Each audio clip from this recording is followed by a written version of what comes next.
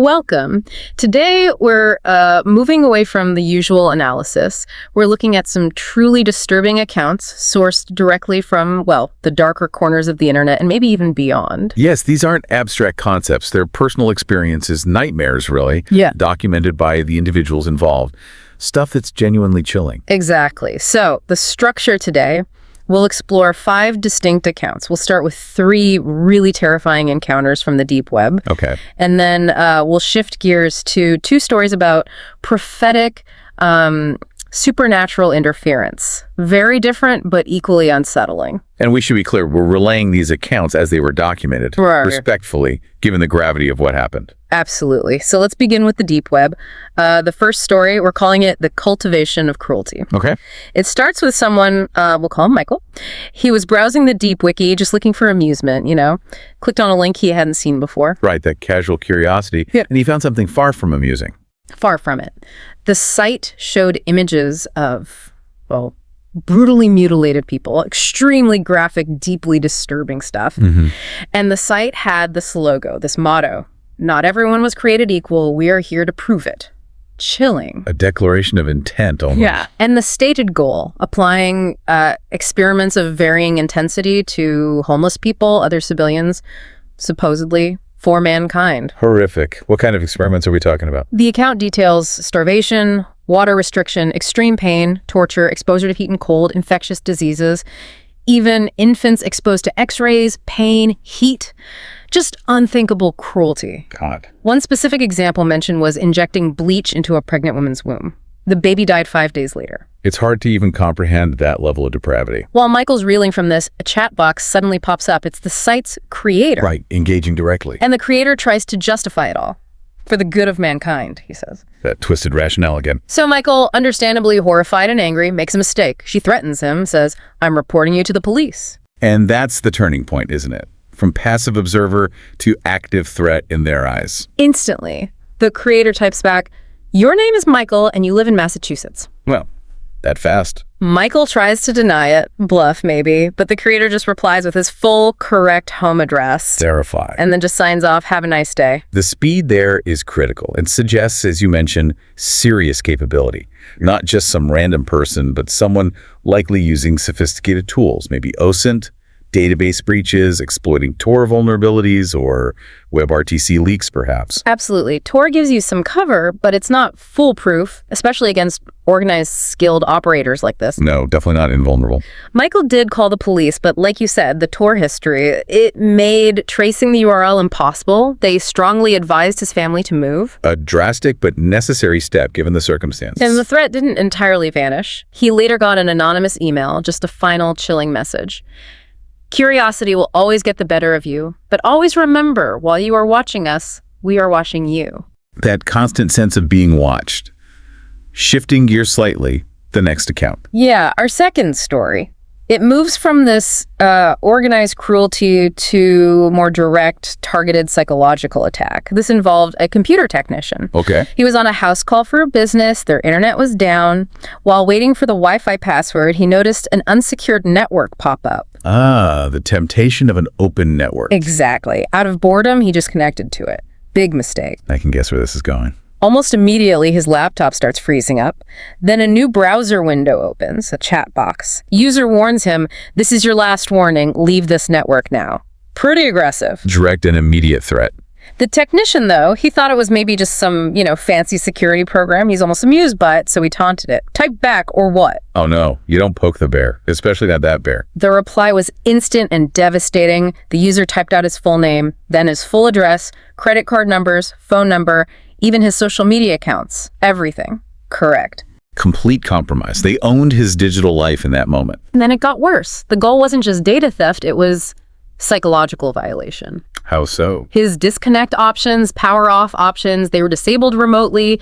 He was trapped, forced to watch what the source describes as hell. How? Yeah, horrific videos, murder, demonic sacrifices apparently, rape, extreme violence, even babies being killed. Just unimaginable content forced onto his screen until he physically vomited. That's beyond hacking. That's intentional psychological torture, using forbidden content as a weapon. Absolutely. Eventually, the user let go, enabled the controls again. He managed to shut down the laptop, grabbed his stuff, and just ran. Didn't even tell the business owner what had happened. Understandable, really. Completely. The trauma involved, Yeah. it's immense.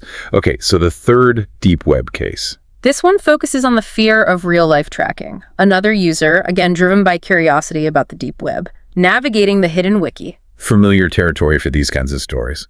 Right. Saw the usual disturbing links, child exploitation material, hitmen for hire sites, that kind of awful stuff. But then found a link they hadn't encountered before. Clicked it. It opened a video. At first, just a blank wall. Nothing happening for a few minutes. Then, a figure emerges. A man wearing a mask. Okay, that's immediately unnerving. Live feed. Recorded. Seems like it might have been live, or at least interactive, because the man started speaking. Demanded the user use their microphone. Not the keyboard speak, he said.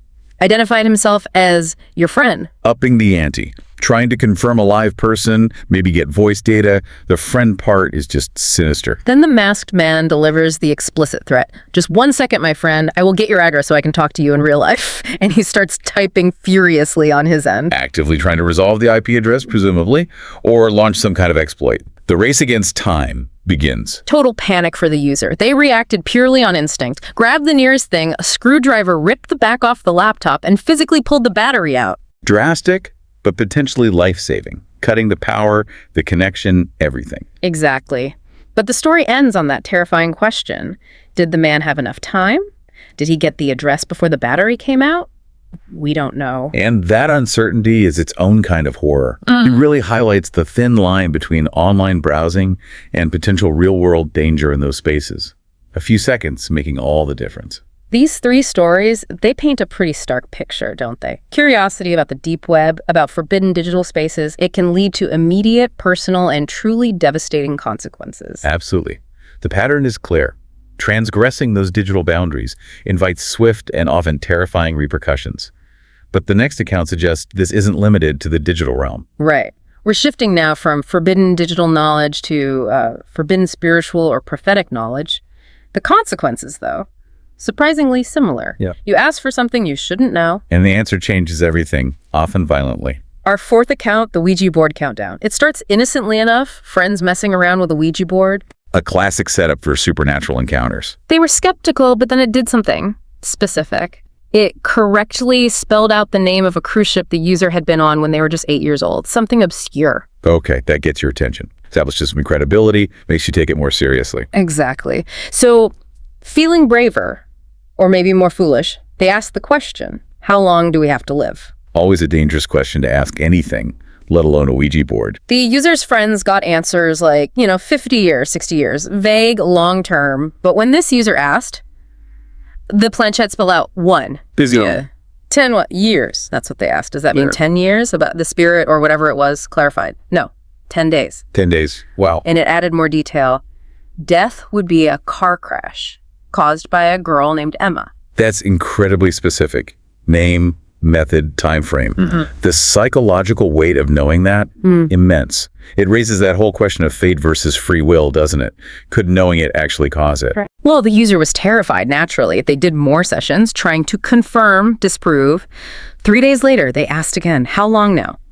7 days. 5 days later, 5 days. The countdown was consistent. Sticking to the timeline, that must have been agonizing. Utterly. The user told their dad. The dad was skeptical, obviously, until they made a homemade Ouija board, just paper, letters, a CD for the planchette, and it worked. Same answers. That convinced him. Okay, so the dad believed. What did they do? On the 10th day, the day predicted for the death, the dad let the user stay home from school, stay inside, away from cars, roads, potential crashes, just hide out. A logical precaution, given the terrifying prediction. And the user survived the day. Nothing happened. Relief, right. You'd think so, but the very next morning, news came. A teenager named Emma had died in a car crash right outside their house. oh my God. So the prediction, it was accurate, but the user avoided it. It seems so. The board was right about Emma. The car crash, the timing, within a day. the location right outside, but because the user knew, they changed their own location on that specific day. They weren't where fate or the spirit expected them to be. Fascinating. So the event itself was perhaps fixed, but the user's involvement wasn't because they had the forbidden knowledge and acted on it.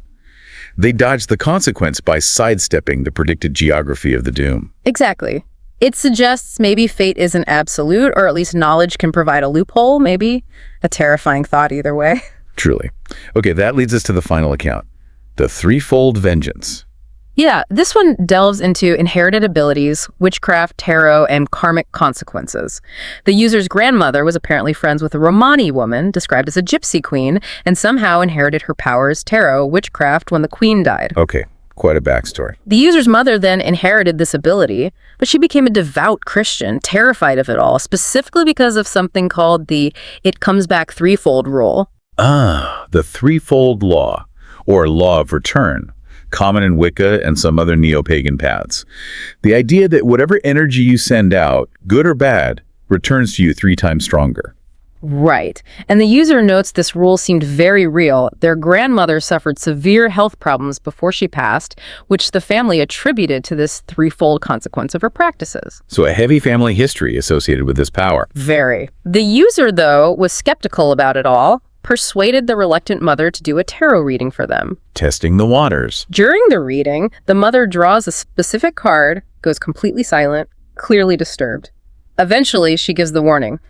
You or someone close to you will be faced with death, but will be saved by someone out of the family. A very specific, ominous prediction. The user just laughed it off at the time. But the very next morning, it happened. Their aunt, who lived nearby, had a medical emergency, suffocating because her artificial trachea had dried out. Okay. At the very last minute, who saves her? The maid. Someone definitely out of the family. Wow. The prediction came true. Literally overnight. That's immediate proof. Undeniable. And things got stranger. The source claims missing tarot cards from the decks started affecting reality around them. How so? Like the archetypal energy bleeding through. Seems like it. When the devil card went missing, people around the user supposedly became unusually aggressive, argumentative, and at the time of writing the account, the death card was missing. And the effect. People around the user were getting sick, developing depression, even suicidal thoughts. The user described it as karma's sick way of paying me back, maybe for dabbling, for pushing their mother. The spiritual imbalance manifesting tangibly and personally. Did it affect the user directly? Oh yes, it escalated. Seeing shadowy figures. Then, one night, being violently pushed down the stairs, hard, managed to sort of control the fall, avoided serious injury, but it was a clear physical assault. From unseen forces. Okay, this is building. The absolute climax, the most terrifying part, happened later. 4 a.m, trying to sleep in the guest room. A full sensory assault began. All senses. Okay, break it down. First, hearing. A horrible, raspy voice yelling their name loudly. Terrifying. Then, touch. The bed covers suddenly lifted off their feet like levitating. Then something heavy got onto the bed, started poking them. Physically poking. Ugh, that physical contact is horrifying. Then smell and taste. Suddenly smelling sweet roses. Intensely, followed immediately by a really bad putrid odor. A sickening combination. Overwhelming the senses. And finally, sight. They couldn't hide under the covers forever. They finally looked. And standing in the doorway was a figure. Glowing, apparently, with dark, empty eyes and pale skin. Paralyzing fear. A distinct apparition. Do they recognize it? That's the chilling part. The figure. It looked like their deceased grandmother, the one who originally had the powers. The source of the inherited ability and the consequence. The figure just stared like it was looking right into their soul, and then it spoke just 2 words. Let me guess. Threefold. Chilling. The direct invocation of the karmic law. It brings it all together, the inherited power, the danger, the consequence playing out across generations, and now focusing intensely on the user. Yeah, it's a powerful, terrifying end to that account. These accounts, both the deep web stories and the supernatural ones, they really underscore a common theme, don't they? Curiosity about forbidden realms, whether digital or spiritual, carries a profound and often immediate personal cost. Absolutely. It's like poking something you shouldn't, and the reaction is swift, targeted, and hits you where you're most vulnerable. Your digital identity, your psychological state, your physical safety, even your family history. It breaks down that illusion of safety, that barrier between observer and participant. You look into the abyss. And sometimes it doesn't just look back. It reaches out and grabs you. It makes you wonder, doesn't it? We think knowledge is power, that knowing more protects us. Right. But maybe, based on these experiences, maybe the most dangerous thing isn't what you find out, but simply that you dared to look in the first place. A sobering thought to end on. The act of seeking itself can be the transgression that invites consequence.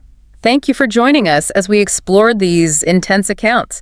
If these stories resonated with you, if you find yourself drawn to the unsettling truths that sometimes hide beneath the surface, please do like, share, and subscribe to our channel, Horror Docx. We delve into more narratives like these, exploring where truth can indeed be much stranger and far more frightening than fiction. We'll be back soon. Until then, stay safe and perhaps stay curious, but cautiously so.